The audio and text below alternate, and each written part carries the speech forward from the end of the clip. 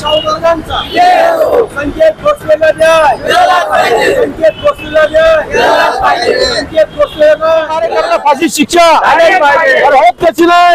देवेंद्र फडणवीस, देवेंद्र फडणवीस, देवेंद्र फडणवीस, देवेंद्र फडणवीस, संकेत भोसलेच्या मारेकऱ्याला फाशीची शिक्षा, संकेत भोसलेच्या मारेकऱ्याला फाशीची शिक्षा, संकेत भोसलेच्या मारेकऱ्याला फाशीची शिक्षा. डॉक्टर बाबासाहेब आंबेडकरांचा, महात्मा ज्योतिबा फुलेंचा, छत्रपती शाहू महाराजांचा, लोकशाही अण्णाभाऊ साठेंचा, संकेत भोसले न्याय, संकेत भोसलेला न्याय.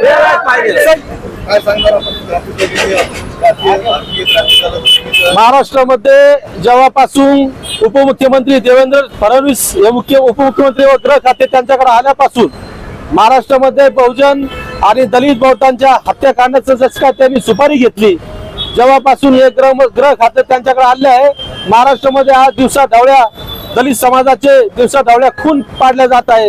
आणि फक्त हे देवेंद्र फडणवीसच्या काळात जास्त प्रमाणात असे दलितांचे हत्या होत आहे. कारण की दलित समाजाच्या त्यांनी म्हणजे अशी काही सुपारीच घेतलेली आहे. असे सुपारी गृहमंत्री यांनी तात्काळ त्यांच्या मंत्रिपदाचा राजीनामा द्यावा. आता भिवंडीमध्ये संकेत भोसले नावाच्या एका 16 वर्षीय तरुण मुलाला एका शिवसेना शिंदे गटाचा एक तिथला शहर उपप्रमुख त्यांनी आणि त्याच्या मुलांनी अशा 15-16 जणांनी त्याला उचलून नेऊन नशेच्या गोळ्या चारून आणि त्याला बेदम लाथाबुक्क्यांनी मारहाण करण्यात आली आणि त्याला रस्त्यावर फेकून देण्यात आलं. तर त्याच्यानंतर त्याच्या घरच्यांनी त्याला उपचारादरम्यान ज्यावेळेस दवाखान्यात दाखल केले असताना त्याला उपचार दरम्यान डॉक्टरांनी मृत घोषित केले. म्हणजे 15-16 जणांनी त्याला लाथाबुक्क्यांनी मारहाण करून मॉब ब्लिचिंग सारखा त्याचा प्रकार केलेला आहे.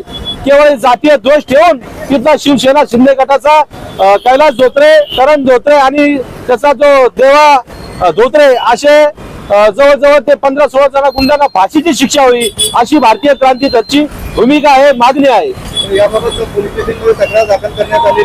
तक्रार वगैरे सगळे दाखल केलेली आहे. त्याच्यातले बाकीचे आरोपी धरले गेले, अजून त्याच्यातले 3 आरोपी बाकी आहे. शासनाने तात्काळ त्यांना अटक करावी आणि सर्व आरोपींना फाशीची शिक्षा देण्यात यावी अशी भारतीय क्रांती दलची मागणी आहे.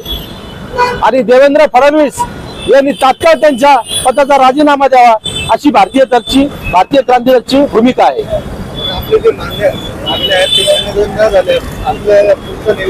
भारतीय क्रांती दलच्या वतीने आम्ही संपूर्ण महाराष्ट्रामध्ये पुन्हा एक मोठं आंदोलन उभा करू आणि सरकारला जाब विचारल्याशिवाय आम्ही शांत बसणार नाही. माझं नाव भाई शैलेंद्र मिसाळ, राष्ट्रीय अध्यक्ष भारतीय क्रांती दल.